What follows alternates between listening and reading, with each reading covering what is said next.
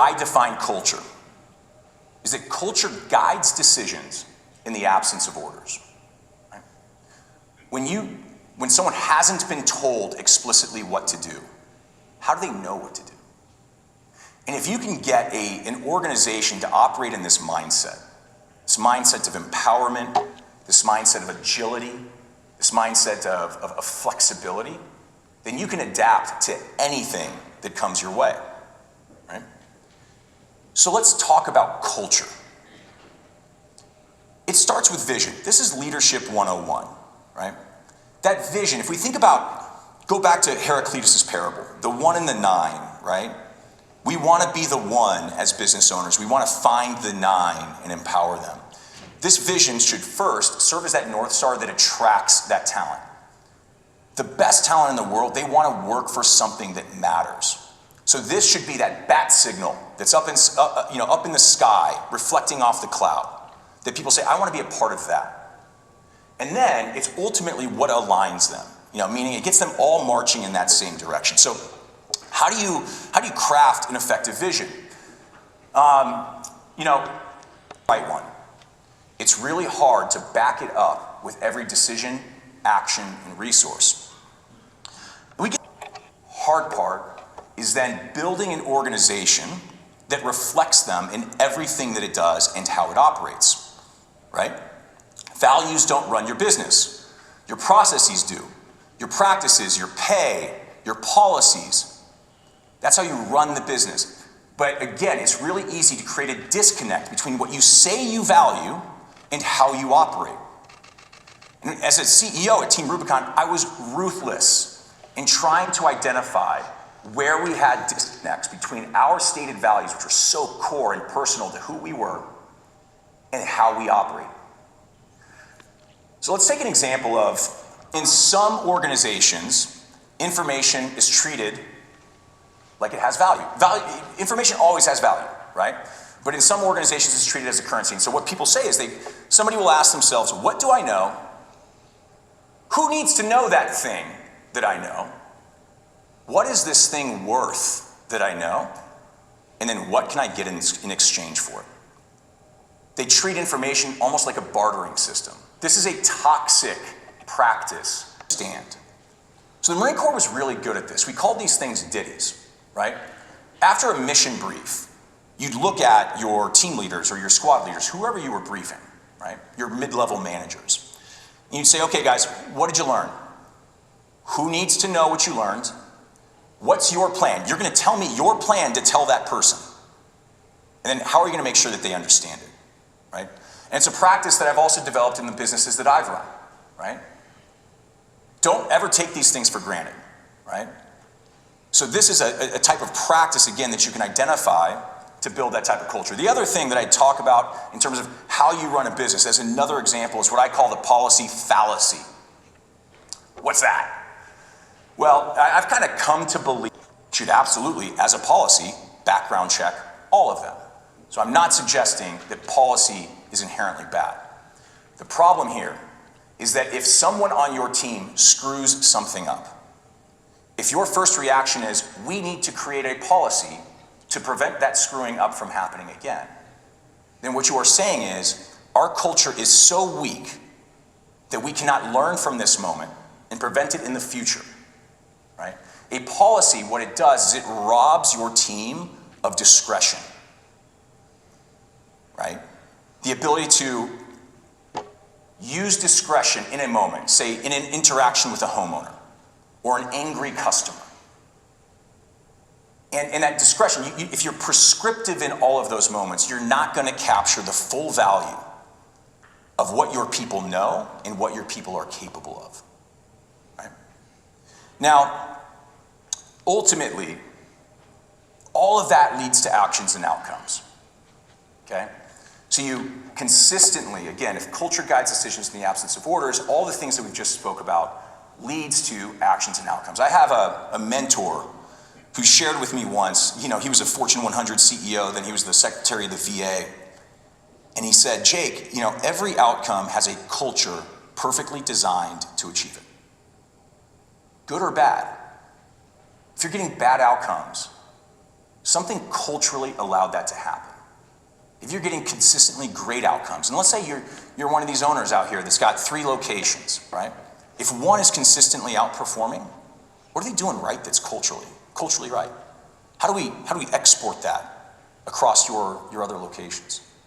If you're seeing somebody consistently make the same mistakes, what is it? What is it that's allowing them to think that those are the decisions that they should be making, right? And again, I don't think it's a policy, with of course some circumstances excluded, that's going to solve that problem for you. I would argue it's a cultural problem. And so then how do you scale it, right? One of the things I love speaking about more than almost anything is this idea of storytelling. I come from some remarkable storytelling organizations, probably chief among them the Marine Corps. Marine Corps culture, legendary. I mean, the military writ large lauded for its culture. Within the military, the Marine Corps is held in like such high esteem culturally. Not perfect. But what's interesting about the Marine Corps is they're amazing storytellers. And I always use this example of like when I was at the School of Infantry, right? 12-week course, learning how to be an infantryman.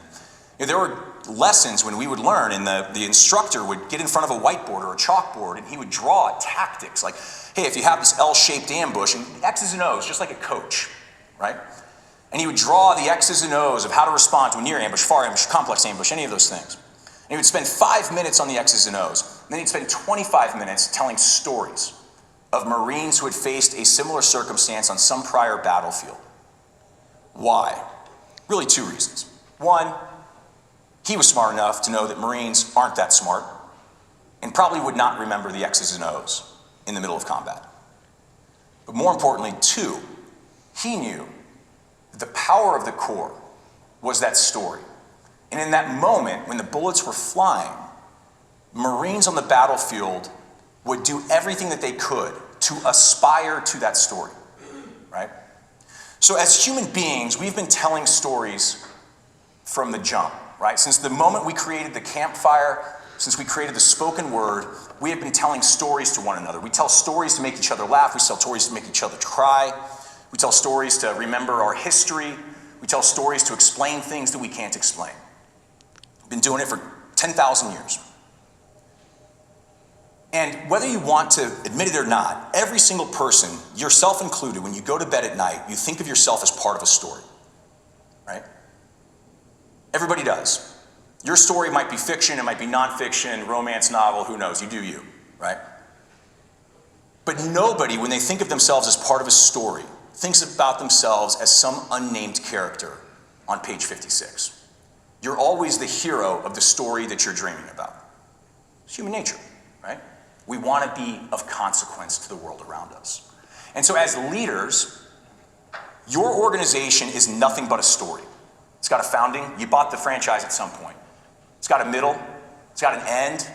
My man over here's got his end coming. Where are you at? Right here, right? The resolution. It's got protagonists and antagonists. It's got, competition, plot twists, all those things. But your people are characters in those stories. And if you treat your people like unnamed characters, guess what's going to happen? They're going to show up and they're going to put in unnamed character effort. They're going to be the 80 and they're going to be the 10. If you show up and you treat your people like heroes in the story of your franchise, heroes in the story of the people that you're installing this equipment for, guess what's going to happen? They're going to show up every day and they're going to show up like heroes. They are going to rise or fall to the story you tell them. And this costs you nothing. This costs you nothing. And not only will it positively impact your business, it will positively impact your people, their lives. They will be more fulfilled. They will be happier. They will go home and be better spouses and better parents because you are helping them to find that fulfillment at work. And that is how you scale that culture. So when I think about culture, this is what I think about, right? How do we take those virtues? How do we craft that vision that attracts the people that we want, aligns them to that mission that we're trying to accomplish?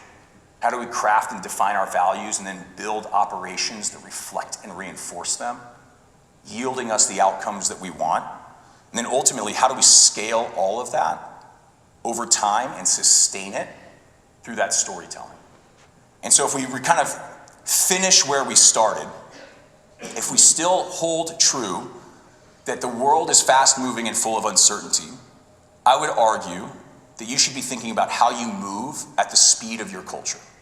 Right? Culture is what will unlock that speed for you. And again, speed is relative. So you might be thinking about the next decade of need and demographic trends.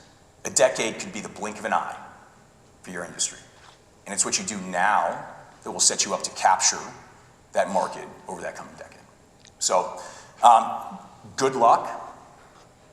This seems like an industry that I would want to be in at this moment in time. It's not going to be easy because a lot of other people have identified it as a possibly lucrative industry to get into. So there's a lot of people coming in trying to eat your lunch. But you're a market leader, right? You're out in front. How do you expand that lead? How do you sustain that? How do you embrace the change that is necessary to evolve to meet the moment? Hope you learned something today. Good luck. Thank you.